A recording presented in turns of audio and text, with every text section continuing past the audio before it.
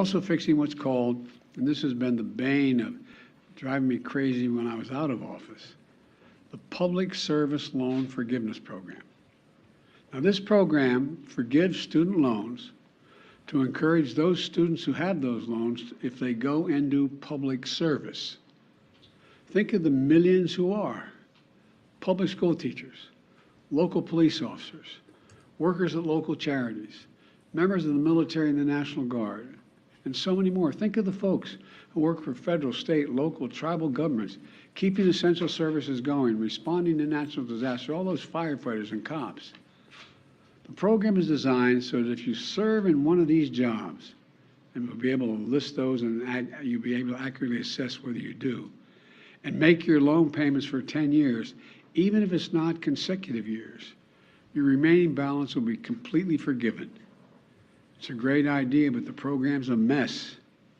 It's so inefficient and complicated, too many people just give up. That is the President of the United States. It is Thursday, August 25th, 2022, and the President on Wednesday announced a plan to cancel debt for a subset of Americans and continue to a pandemic-era pause on repayments, a sweeping move he has openly weighed in some form or another since his time as a candidate. President Biden apparently recognizing again his campaign pledge and how African Americans were chiefly responsible for his campaign win, spelled out that his actions yesterday helped to advance racial equity. One reason it does, he said, is that Black students are more likely to have to borrow more money and take out larger loans than others. Also, Black borrowers are twice as likely to have received Pell Grants compared to their white peers. Other borrowers of color are also more likely than their peers to receive Pell Grants. This is why an Urban Institute study found that debt forgiveness programs targeting those who receive Pell Grants while in college will advance racial equity. We'll discuss that this morning and dissect it as we hear from Dr. Tony Allen, the chair of the President's Board of Advisors on HBCUs. Dr. Allen, of course, is also the president of Delaware State University. We also have with us Dr. Tisa Silver Canady, who authored the book, Borrowing While Black, and she's personally advised students and families on the repayment of more than $50 million in student loan debt. Good morning, Dr. Canady. How are you? Good morning. I'm doing well. How are you? Good. It's great to have you. And before you and I get started, we're going to check out the conversation we had with Dr. Allen right now. Okay. This is, in no uncertain terms, the most comprehensive, transformative initiative on student debt relief in American history, full stop. So when you think about the lives that it touches, which is upwards of 43 million Americans, around an issue that a lot of folks have talked about, but very little action has been done for. The significance of this will generate for many, many years to come. In the HBCU community in particular, we have already done some back of the envelope analysis. And if you just take the last 10 years, 1.1 million HBCU alum will benefit for this program, and upwards of about $15 billion of debt relief forgiveness will be afforded that 1.1 million. So I can't tell you how drastic of an opportunity and a moment it is for our HBCU community and for the larger American citizenry. And Dr. Allen, you know, you kind of was the precursor in some ways to this. A year ago, your school forgave a large amount of student debt. I believe, and correct me if I'm wrong, something in the neighborhood of $750,000 was one report, but I never got the exact figure. But I know that you did something really big at your school at Delaware State last year. Tell me about that, and how does this all fit in with what the president is doing today? Well, and thank you for saying that. In fact, we've done a couple of tranches since COVID. So in total, we've forgiven about $8.3 million in debt relief since COVID. And we've been proud to do that. A lot of that has been aided directly by the COVID relief packages and certainly the president's relief package in that regard has been instructive and helpful for us. So it's a significant accelerator in that regard. I should say that as the HBCU community, Delaware State was not alone in forgiving debt. And I'd argue that the HBCU community took the lead on forgiving debt in the middle of the greatest global pandemic the world has ever seen. So we're actually very proud of that. We do see this as at least a small step toward what we are seeing today. But we did it for good reasons. I don't have to tell you. We're only 3% of all college and universities in the country, only 3%. We're still graduating nearly 20% of all Black students in the country. And you know what our alumni are doing. So our ability to punch above our weight, provide real opportunities. One study says that still today, the number one driver for a low resource African-American woman or man to enter the Black middle class is their attendance at an HBCU. So it behooves us to take a real opportunity to not only get our kids in college, but make sure that they walk across that stage and find themselves pursuing their dreams the way that they want to. So the Pell Grants, this is important. When I went to school years ago, I had a Pell Grant. The Pell Grant is so important. So $20,000 is the number there. We keep hearing the 10,000 number, but those who have Pell Grants, it's up to $20,000 in forgiveness. As from a HBCU perspective, again, from a Black student perspective, in addition to HBCUs, talk about the significance of that, because there's a method, and I listened to the president today, and it seems to be a method behind why he chose that. Yes, I think that's a great question. Think about it this way. And again, we are proxy Delaware State for a lot of HBCUs across the country. But at Delaware State, 67% of our students are Pell eligible. 67%. That's not inconsistent with any HBCU you'll find across this country. Even more important, 90% of our students receive some form of federal aid. So when you put all of that in context, like to your point, if you are Pell eligible, you can receive up to $20,000 in debt relief. And if you're not, it's $10,000. The one factoid that I've been talking about all day is 90% of all the federal aid and student debt relief that we will see as a result of this initiative will go to folks making $75,000 or less.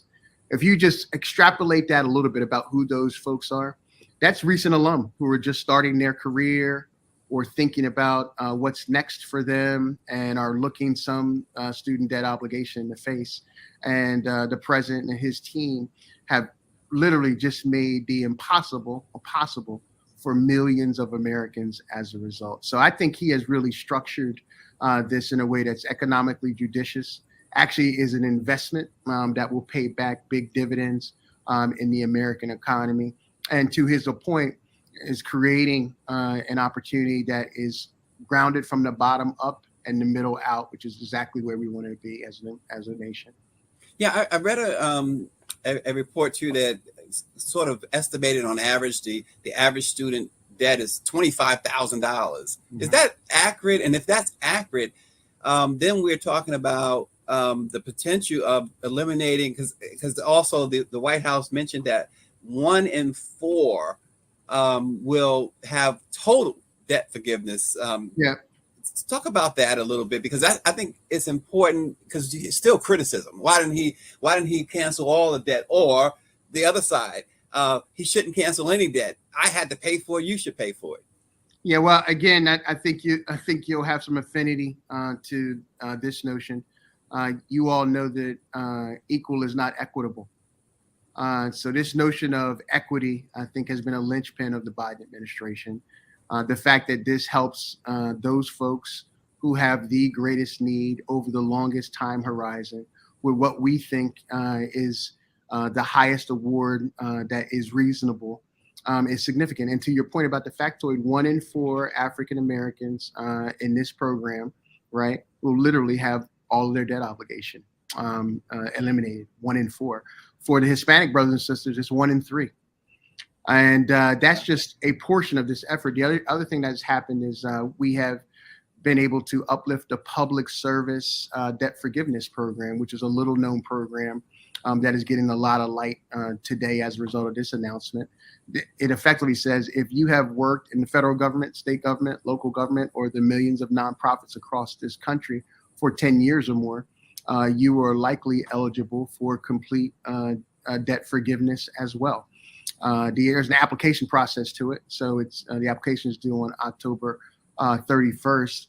But again, our ability to make sure that our brothers and sisters know that this opportunity exists and are taking advantage of it in kind is really why this initiative has been proposed and why I'm out here beating the drum across the space today.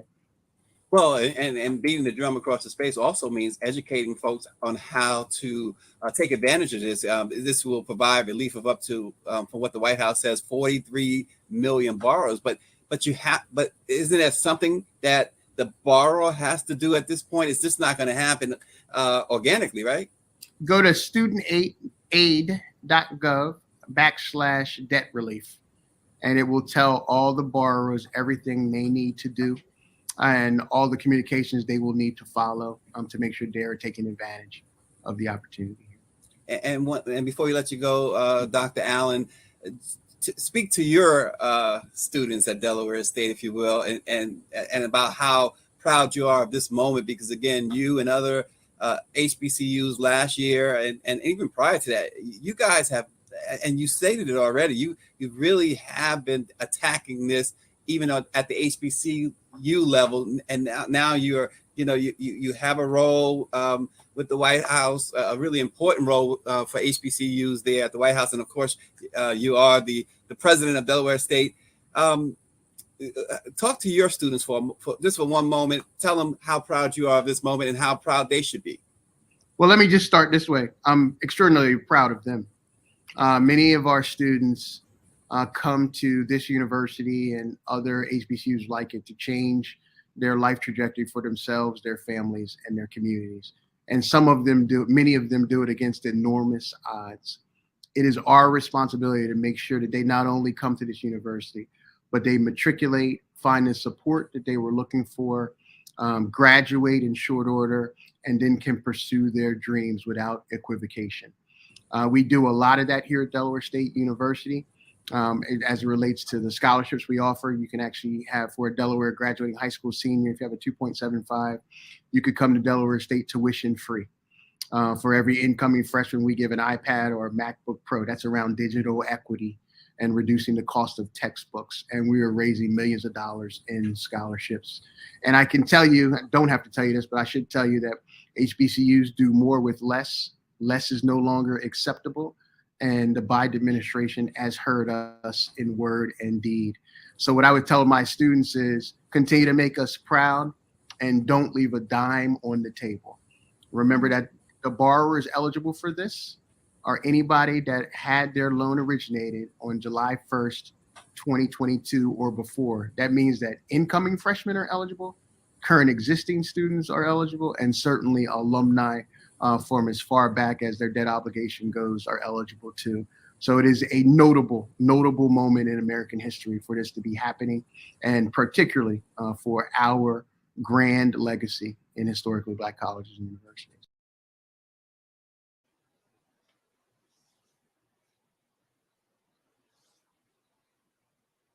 I'm so sorry. That was awesome. So Dr. Canady, HBCUs, let's talk about that first. I saw some other questions, but I see they were pretty much answered. Danielle Pierre had asked about the Pell Grants, and your friend and mine, my sister, Dr. Nicole, answered that question brilliantly, I see. But but could you just go on a little bit more and really talk about how important this is for all, because there's what the numbers show, 43 million students will have some debt relief here.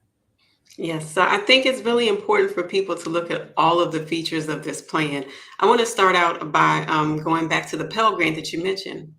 The Pell Grant is a free source of federal financial aid, but the purchasing power of the Pell Grant has declined significantly over the years. During his remarks yesterday, President Biden mentioned, I believe, that maybe the Pell Grant covers about 32% of a student's college cost for a year, and that means that that remaining amount has to come from somewhere. It would have to come from the student's cash or savings or from student loans. And for Black students in particular, we tend to borrow more often and in larger amounts because we're more likely to come from lower income households. The flip side of that, coming from a lower income household, is increased eligibility for Pell Grants. So the decision to include this higher amount of relief specifically for Pell Grant recipients is one that is directly going to impact Black students. Yeah, and that was part of the point that the administration on a call yesterday morning with members of the media, they were really stressing that point and the significance too, because of this 100, those who make less than $125,000 a year. When you hear that figure, you say, okay, but how big is that as well, Dr. Kennedy? Well, I think you have to look at who is expected to benefit from this program. And as Dr. Allen mentioned, this is going to people, for the most part, I believe around 90% who earn less than $75,000 per year. That's something else that will help the Black community directly as well, because another thing that tends to happen to Black graduates is earning less upon graduation.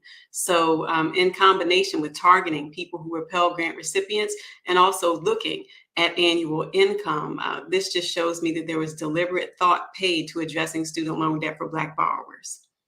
Yeah, and it did certainly seem like it was, it was deliberate thought. One of the things that during the campaign, the Biden-Harris team continued to talk about targeting specific students, but also when you think about what happened yesterday, and then you hear that there is still a lot of criticism. Some say, why not just forgive all? Can you talk about that aspect of it? Sure. So I have been very actively involved in engaging with people about the movement to cancel student debt. I think that people who are asking for all have valid reasons, because aside from just the financial side that individuals are dealing with, especially Black borrowers, from borrowing more often, there's a side where you have to really apply some scrutiny to the lenders and the servicers.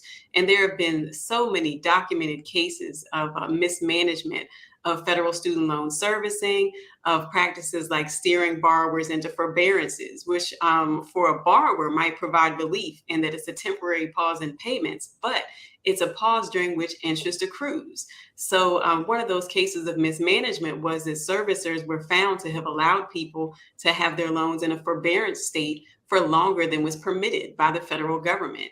And that means that those balances were growing over time. So I think that it's really it's a multi-layered issue. So canceling it all would take into account the high borrowing amounts, the cases of mismanagement, but it also gets around means testing, because many people are concerned that once you apply some type of income cap or means test, you're going to make it difficult for the borrowers who need it most to access those benefits. So I can understand people who say, you know what, we need a clean slate, get rid of it all, let's start fresh. However, I think we have to be realistic about what would be accepted, especially in this political climate.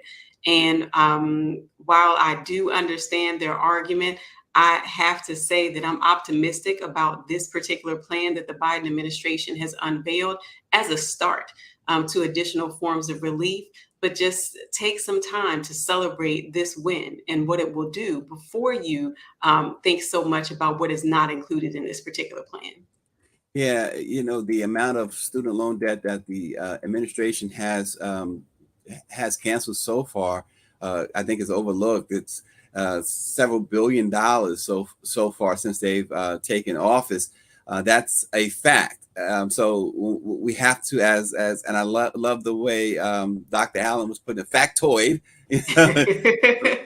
but also he said something very important, I thought, for incoming freshmen. This applies to them as well. Can you talk about that, because I know there's a lot of anxiety when you're starting college for the first time, and you're starting with most of us, we start with debt, right? But this applies to those who are just starting as well, incoming freshmen. So I want to go back to the plan and mention another thing, which is the pause in repayment. I can't tell you how many text messages I got yesterday, people asking me, when are these payments going to start? Are they going to start next week? And I said, just hold on, let's wait. And we found out that that extension has moved to December 31st. And that's something that can also benefit incoming students, because it's not just a pause in payments, but it's a pause on interest accrual. So that means that there's more time for people who are in school now to experience the benefit of having interest not accrue on the unsubsidized portion of their debt. So I encourage people, as Dr. Allen said, to visit studentaid.gov/debt relief to take a look at the various measures that this plan includes. And then as more details come out in the coming months, they'll be able to figure out exactly which provisions apply to them. Yeah, and so the Department of Education estimates that among borrowers who are eligible for relief, and I thought this breakdown too was significant. 21% are 25 years old and under, and 44% are ages 26 to 39, and more than a third are borrowers age 40 and up, including 5% of borrowers who are senior citizens. So when you break down the age category and you think about the amount of debt accrued, this is significant too, because you're leaving, you're in, some argued, and I heard this argument by, I believe it was Republican Tim Scott, who says, okay, so people making all this money, you're going to, you're going to give this break to as well, but you're saying that they should pay more in taxes.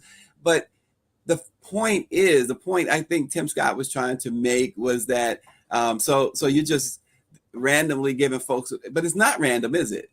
No, I don't see anything random about this. It might not be everything that everyone wanted this to be. As for the Republican side, I don't believe they wanted this at all, from what I've heard. But you really have to look at what this entails, and it's very detailed. It implies deliberate thought, and it will have benefits for a large group of Americans. And as you mentioned, this is not just a young folks problem. And I think that one issue around student loans is that people have fed into this notion that this is just about individual borrowers living it up while they're in college, having too many lattes, avocado toast party, whatever it is. It's been branded as this issue that only applies to privileged young people. Yeah. That's not the case. This is something that affects people from their teens all the way up to their 90s. And in fact, most of the people that I deal with and helping them navigate this student loan repayment landscape are 45 years and older. And the amount of debt that they have is staggering. Sometimes it's for themselves. Sometimes it's in combination with loans that they've taken out to provide education for their children. So I think I veered off a little bit, but I think we do need to get to the branding issue of this and making sure that people know that this is it's not helping wealthy people. I don't know any wealthy people that actually have student loan debt remaining, and income and wealth do not mean the same thing. This is a deliberate plan that has multiple layers that will affect millions of people, with deliberate attention paid to the experience of Black borrowers as well. Yeah, I want to lift up what Tracy Woods wrote. He says, kudos to Robert Smith. I believe he got many of us focused on the impact of student loans on Black students. And Dr. Canady, you authored the book, Borrowing While Black. This has been such an issue. And Daniela Pierre, who I think is looking in my notes, because I was going to ask about this too. I was going to mention this, that she writes that student loan debt impacts many borrowers when attempting to seek a mortgage loan approval. This also is important because we're talking about generational wealth. And one major way that when we speak of generational wealth, we talk about home ownership. Can you, again, expand on how important that aspect is of it, and really speak to what Daniela Pierre writes about those impacted, with mortgage approvals? Yes. Home ownership has long been a way to increase our wealth and build that equity so that we can have something left over to pass on to our children. And in many cases, people with higher student loan burdens have been left out of that because their debt to income ratio is too high. So, one thing in this plan includes the creation of a new income driven repayment plan, which will reduce the amount of money that borrowers are expected to pay for their monthly student loan payments. And by having that lower debt obligation each month, that frees up income that could be used to invest in something like owning a home, which can increase in value in the future. So I'm so glad that she brought that up, because another problem that I see is people thinking about student loans in isolation. People think, oh, well, that's just for college people. They'll pay off the debt, they'll be fine. But having large amounts of debt, whether it's student loan debt or any other type of debt, it can shut you out of opportunities to invest in assets that will increase in value over time, or at least have the possibility of increasing. So this is not just about freeing up student loan debt. This is about opening up opportunities for people to participate in parts of the economy that were not open to them prior to announcements like this, or prior to the improvements that were made to the public service loan forgiveness program. So again, I just encourage people to think about this, not in isolation, but think about this holistically, and the doors that will open up for people, because relief like this has been provided with multiple layers, including that payment pause, the creation of a new repayment plan, as well as that direct relief up to $20,000 for Pell eligible borrowers. Wow, Dr. Tisa Silver Canady. You, again, we mentioned you authored the book Borrowing While Black, but you're working on another book. Can you just give us, you and I talked about this before we went live, just a little sneak preview of what you're working on now that hopefully we'll see in the very near future? Yes, so I'm working on a follow-up to Borrowing While Black. It's called Black Women Beyond the Bachelor's. It's been my lived experience, and one that I've heard about from many Black women, is that we are pursuing higher education at increasingly higher rates. But unfortunately, we're borrowing more money to obtain that education, and we're not experiencing that high return on our investment. And much of that is due to student loan debt, as well as lower earnings in the workplace. So I'm working on this book because I want to highlight this problem and spotlight Black women for their excellence, as well as for the struggles, and equip us all to achieve a higher ROI on that higher education experience. I've been working on the manuscript for a while, as I shared with you before the show, and I just felt like something was missing. But this experience in the recent year, with all of these changes in the student loan landscape, has led me to interact with so many people, primarily Black women, and I'm using their experiences to finish this book and make it so much more meaningful and personal. So I'm looking forward to finishing it, putting it out in early 2023, and again, just bringing light to this issue and helping Black women achieve a high ROI on their higher education experience. Well, and it's really an issue that's near and dear to you. Obviously, you've written about it, but you also share it with what got you into this field in the first place. If you don't mind sharing that right quick, that would be great. Sure. So I have to acknowledge my mother, who is an accountant and had me always focused on receipts in my early years. But I had an experience where I did what society said was the right thing to do. I bought a home. I maximized benefits that were available from my employer, down payment assistance, all of that. I did what was right, but the timing was off. I bought my house right before the market crashed as a result of the subprime mortgage crisis. So I found myself maybe a year and a half, 2 years later, sitting in a home that had lost about 40% of its value. I also found myself unexpectedly unemployed.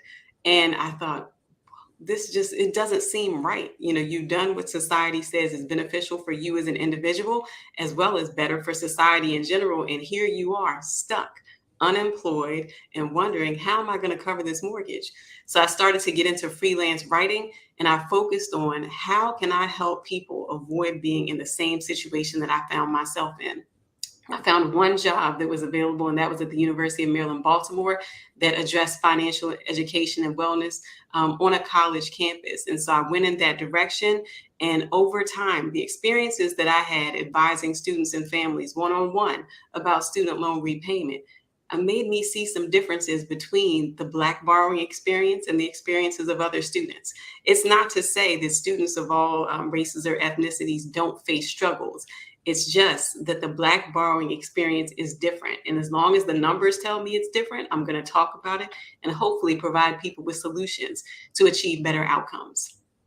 Wow, what a story! I mean, after this book, you're gonna have to write your own story, your autobiography. That's One day. Yeah, we'll keep pushing you. Let's do it. But we thank Dr. Tisa Silver Canady, the author of the book Borrowing While Black, and you just heard what she's working on, and hopefully we'll see that early next year, as she said. And of course, Dr. Tony Allen. He is the president of Delaware State University. He heads the White House's initiative on HBCUs. And Dr. Allen, I got a family member going to Delaware State, so y'all keep up the good work. and we thank you guys for joining Let It Be Known. More on this student loan forgiveness situation. There's still a lot of controversy, but a lot of joy as well. So as it unfolds, we will continue to bring it to you right here on Let It Be Known. Thanks for joining us. We'll see you tomorrow.